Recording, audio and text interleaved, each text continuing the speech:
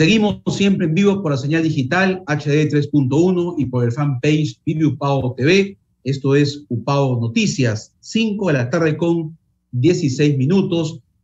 Y vamos ahora a seguir conversando, informándonos sobre los contagios, cómo se han ido incrementando en las últimas semanas, más casos en diferentes distritos de la provincia de Trujillo y a nivel nacional también.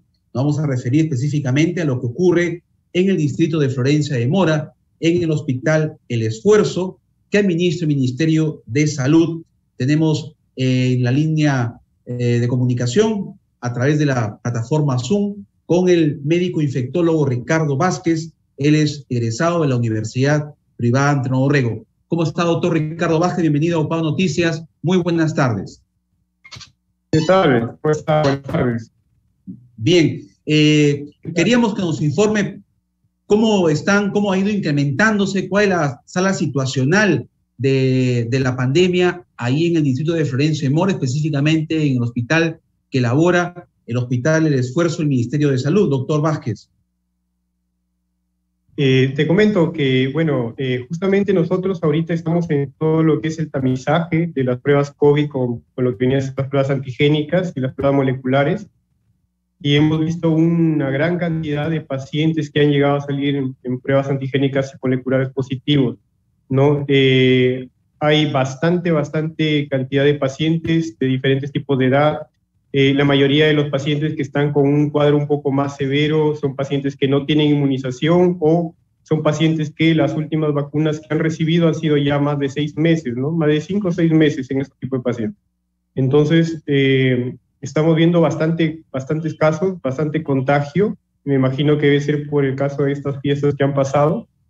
Y bueno, esperemos de que poco a poco la gente vaya tomando un poco más de conciencia, se sigan tamizando y se sigan vacunando, ¿no? Respecto a la cantidad de hospitalizados, doctor, ¿qué indican las cifras ahí en el Hospital El Esfuerzo? Bueno, no hemos tenido casos severos, solamente hemos llegado con pacientes con casos leves de rinorrea, dolor de garganta, cefalea, que es lo más frecuente. Hemos visto pacientes ya pediátricos de cerca de 1 año, que han tenido también cuadros de diarrea asociado a síndromes febriles, ¿no? En ese tipo de pacientes. Y como sabemos, son pacientes que, bueno, no tienen todavía por el momento inmunización. Ya se han tratado de establecer protocolos para vacunar ya niños mayores de 5 años, como ya sabemos. Entonces esperamos ver el impacto que tiene con lo que respecta a la vacunación que se va a establecer, ¿no? Bien, ahora el gobierno ha establecido, el Ministerio de Salud específicamente, doctor Vázquez, algunas restricciones para seguir luchando, combatiendo con este flagelo, con este problema de la salud pública como es el contagio por la COVID-19. Entre ellos, a partir del 23 de enero, los mayores de 50 años, mostrar el carnet para poder acceder a lugares públicos. ¿Cuál es su opinión al respecto? Y también ha generado cierta polémica el tema del fútbol, los aforos en el estadio, cuando sabemos de que la selección nacional también va a enfrentar en calidad de local un partido clave ante Ecuador por las eliminatorias. Claro, las medidas que siempre se deben tomar tratando de concientizar a las personas o tratando de presionar un poco para que se puedan vacunar siempre es una medida preventiva, ¿no? Siempre se va a tratar de que la mayoría de las personas adultos mayores, por lo menos las que son personas que vienen con comorbilidades o personas que tienen alto riesgo de poder hacer cuadros severos, lleven ya las inmunizaciones consigo, ¿no? Es una medida que se está estableciendo por el gobierno, yo veo que es una medida correcta, ¿no? Hay muchos pacientes que ya están hospitalizados en unidad de cuidados intensivos y que muchos de ellos, como les repito, son pacientes que no tienen inmunización o son pacientes que se han vacunado ya en un periodo muy largo, ¿no? Hace mucho tiempo. Con lo que respecta a los aforos, como sabemos, las diferentes entidades han establecido de que en los lugares abiertos el pico de contagio es un poco más bajo, pero eso no quiere decir de que nosotros no tomemos medidas de prevención, ¿no? El hecho de utilizar nuestras mascarillas, el lavado de manos, el distanciamiento social, son medidas preventivas básicas que nosotros debemos seguir para evitar el contagio, ¿no? Bien, ahora respecto a lo que nos comentaba hace un momento, las pruebas de diagnóstico, ¿cuántas pruebas por día aproximadamente se están administrando, doctor Vázquez, ahí en el hospital, el esfuerzo del MINSA? Nosotros tamizamos por turno cerca de 35 a 40 pruebas antigénicas entre PCR y pruebas antigénicas para COVID, ¿no? Hay bastante cantidad de pacientes que llegan con diferentes síntomas respiratorios altos, ¿no?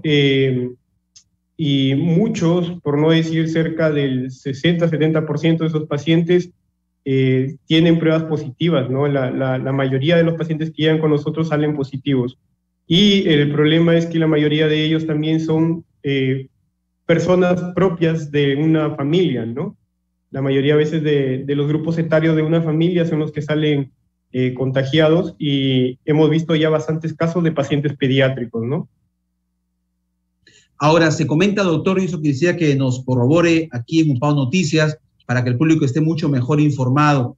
Se dice que la variante Omicron no ataca como la variante Delta, lo que veíamos en la primera y segunda ola, que se generaban automáticamente casos de neumonía. Hoy esta variante, o ahora en esta tercera ola, ¿se han registrado casos de neumonía o cómo es? Se dice que esta variante más afecta a las zonas respiratorias superiores y no se desencadena la infección en una neumonía, doctor. ¿Es así? Coméntenos, por favor, sobre esto para estar mucho mejor informados. La situación con la variante Omicron es una variante de lo que es el COVID, que tiende a ser más contagiosa, pero no tiende a tener la misma severidad que las otras variantes, como lo que viene a ser el caso de Delta, ¿no? No hemos visto hasta el momento pacientes que, como le digo, que hayan tenido una neumonía severa, que hayan llegado a cuadros respiratorios agudos severos y que hayan terminado en una unidad de cuidados intensivos. Por el momento, en la parte de nosotros, en el hospital, no. Pero el problema que nosotros tenemos un poco es el hecho de poder hacer ese secuenciamiento genético para saber exactamente cuáles son las variantes que están predominando aquí en La Libertad, ¿no? Tenemos esos retrasos a veces para poder mandar esas pruebas moleculares a secuenciamiento y saber exactamente cuál es la variante que comienza a predominar. Por lo que nosotros vemos en el día a día, sospechamos de que la variante Omicron ya está comenzando a ocupar más terreno en relación con lo que viene a ser Delta, ¿no? La mayoría de los pacientes, como le digo, vienen con casos de dolor faríngeo, vienen con rinorrea, cefalea, que son los tres signos y síntomas principales que nosotros estamos viendo en la mayoría de los pacientes. Ahora, también es cierto, sí, continúe, por favor.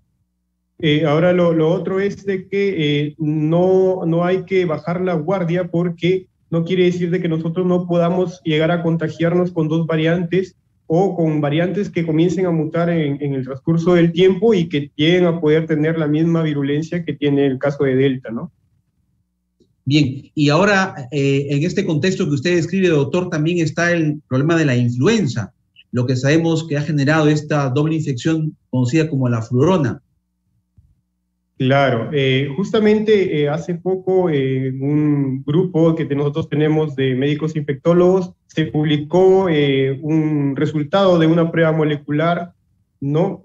Por panel Film-and-Write, donde se ve que justamente un paciente sale positivo tanto para lo que es SARS-CoV-2, que es el COVID, y lo que viene a ser influenza, ¿no? Esos pacientes mayormente llegan a unidad de cuidados intensivos, son pacientes que a veces no han tenido la inmunización adecuada, ¿no? Y han desarrollado un cuadro severo. Estos cuadros no necesariamente lo estamos viendo recién ahora, sino que ya ahora se está tratando de hacer un poco más el uso de las pruebas moleculares para poder hacer esos diagnósticos un poco más tempranos, ¿no?